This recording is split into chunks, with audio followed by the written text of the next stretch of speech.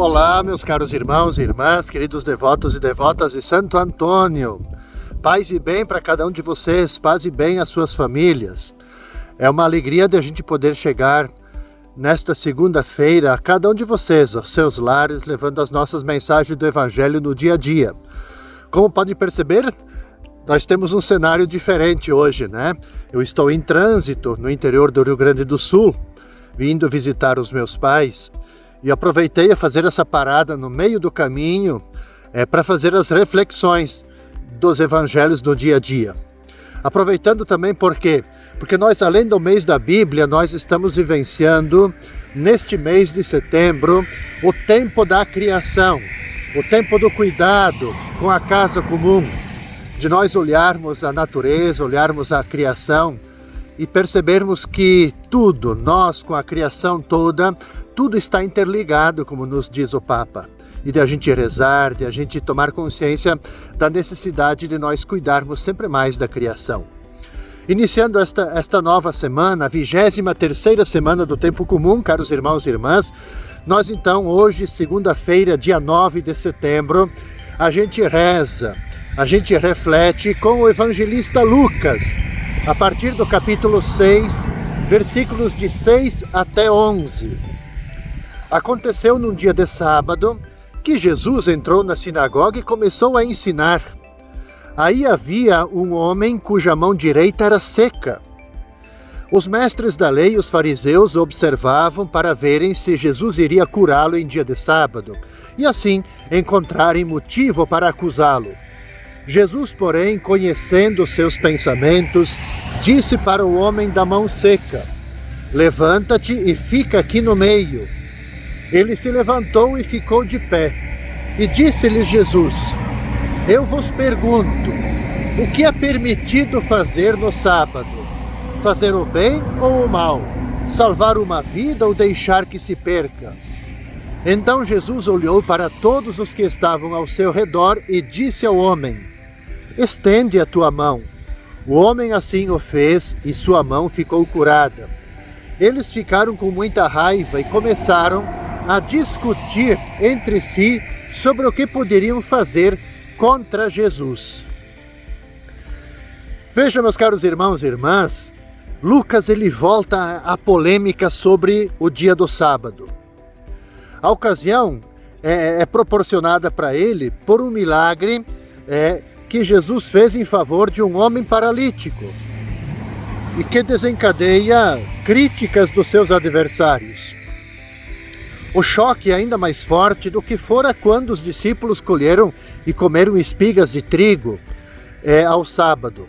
Esse trecho nós refletimos na semana passada. Uma certa mentalidade farisaica queria não só parar os discípulos de Jesus, mas também colocar fim à atividade curativa, taumatúrgica, restauradora do seu mestre. E Jesus ele não pode aceitar a pretensão dos escribas e dos fariseus. Por isso, aponta para eles não só um criticismo, mas também a perversidade. Desmascara isso. Jesus ele lê o coração das pessoas. Daquele que o escuta e segue, Jesus lê esse coração, mas também Jesus lê o coração daquele que fica ali espiando ele e quer apanhar ele em alguma contradição. Os doutores da lei e os fariseus presentes na sinagoga estavam ali como que espreitando os movimentos de Jesus. Qual era a ideia? Se ele fizesse alguma cura, teriam motivo de acusá-lo. Então Jesus põe no centro da celebração uma pessoa com a mão paralisada e lança uma pergunta com uma fácil compreensão. Eu pergunto para vocês, diz Jesus, no sábado é permitido fazer o bem ou fazer o mal? Salvar uma vida ou destruí-la? É interessante porque não se ouve nenhuma resposta, nenhum palpite. Há um silêncio. Mas a resposta correta é fazer o bem. Ninguém de nós tem dúvida disso. É salvar uma vida. Então Jesus decide fazer o bem naquele dia e naquele momento. O ser humano tem prioridade. Os doutores da lei, os fariseus, ao invés, escolhem fazer o mal. O que diz o Evangelho? Eles se encheram de raiva e discutiam entre si sobre o que fariam contra Jesus.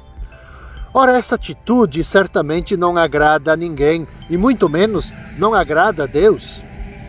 Se eles, são eles, na verdade, os fariseus, são os mestres da lei, os doutores, que acabam profanando o templo, profanando o sábado. A intolerância, a violência dos adversários levam Jesus à morte espiritual ainda antes da sua morte física. Ou seja, já estavam aí encontrando uma maneira de pegar Jesus e de matá-lo, de acusá-lo, pegá-lo em alguma contradição. Seguindo o nosso itinerário, na terça-feira, dia 10 de setembro, nós vamos então rezar, vamos meditar com o evangelista Lucas, o capítulo 6, os versículos de 12 até 19. Jesus foi à montanha para rezar e passou a noite toda em oração a Deus. Ao amanhecer, chamou os seus discípulos e escolheu 12 dentre eles, aos quais deu o nome de apóstolos. Simão, a quem impôs o nome de Pedro, e seu irmão André, Tiago e João, Felipe e Bartolomeu, o Mateus e o Tomé, o Tiago, filho de Alfeu, e Simão, que foi chamado de Zelota, Judas, o filho de Tiago, e Judas Iscariotes, aquele que se tornou traidor. E Jesus desceu da montanha com eles e parou num lugar plano. Ali estavam muitos dos seus discípulos e grande multidão de gente de toda a Judéia e também de Jerusalém, do litoral de Tiro e Sidônia. Vieram para ouvir Jesus e serem curados de suas doenças. E aqueles que estavam atormentados por espíritos maus também foram curados.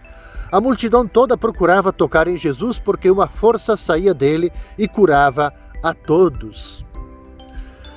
Veja, aqui o Evangelho já mostra que Jesus não perde tempo. Escolhe os 12 e já coloca eles em missão. Eles descem da montanha e ali se defrontam com essa multidão que querem ouvir Jesus, as suas palavras, mas também querem ser libertos de todas as suas enfermidades, dos seus tormentos. E Jesus então já começa assim, a ensinar os discípulos esse caminho curativo, o caminho de fazer o bem. Percebamos que, como outras vezes, Lucas ele refere que Jesus ele se retira para a montanha a fim de rezar, né? Passando lá a noite toda. Ainda que não haja assim uma referência explícita à relação entre a oração de Jesus e a escolha dos 12, é claro que é possível, à luz da fé, fazer esta relação. Jesus sobe a montanha para rezar, para meditar e ficar pensando quais seriam os 12 que ele escolheria. O gesto de Jesus está para realizar tem uma enorme importância. Daí a necessidade de ele dialogar com Deus, com o Pai. A escolha dos 12, isso inclui um chamamento.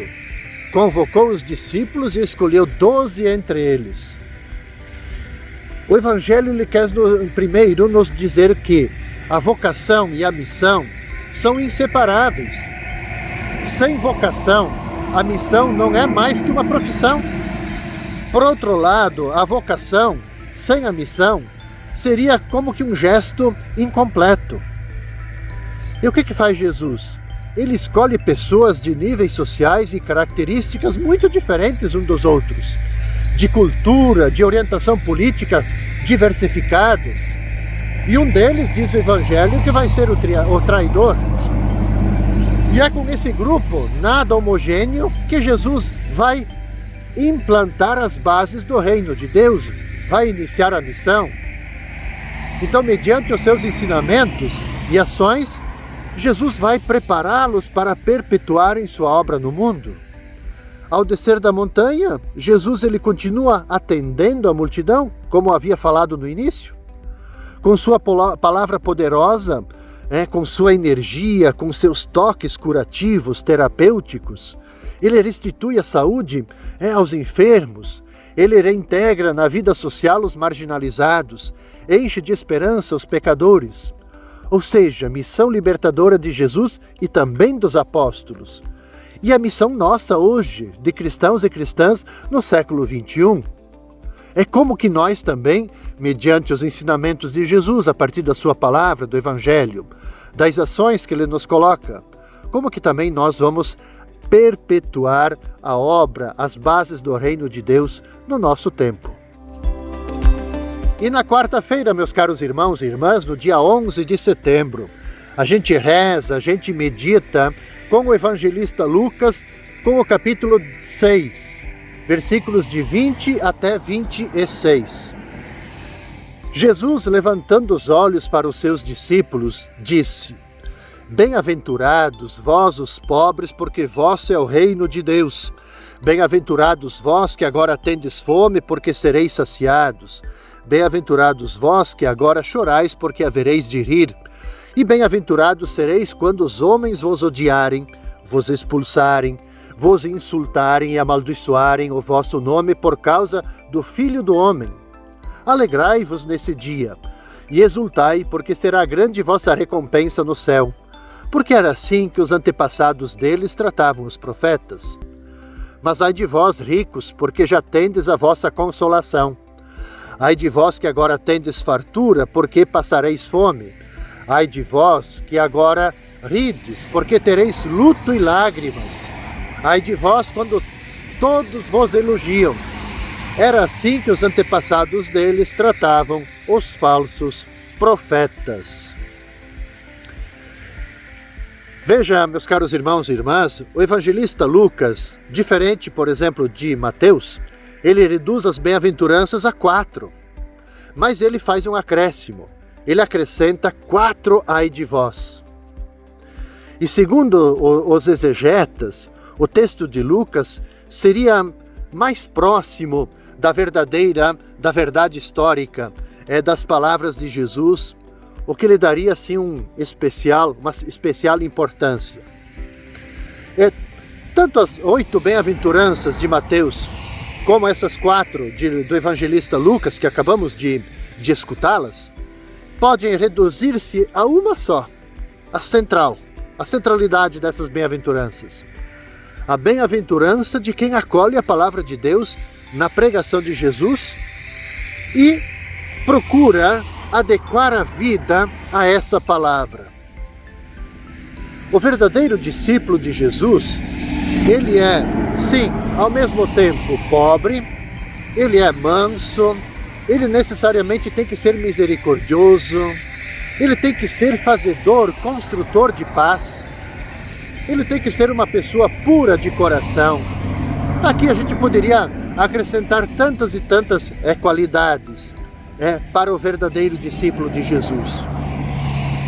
Há, porém, outro grupo de pessoas que ouve palavras de acusações. Os ai de vós. Jesus fala dos ricos, os que agora serão saciados, os que riem, os que serão elogiados por todos. Eu quero chamar a atenção desse ponto, porque não aparece aqui nenhuma condenação. Jesus não condena a eles, mas trata-se sobretudo de advertência do Senhor sobre o perigo das riquezas deste mundo.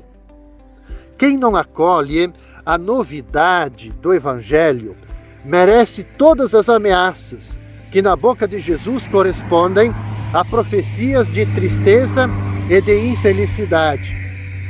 Portanto, sempre é tempo de mudar o modo de vida.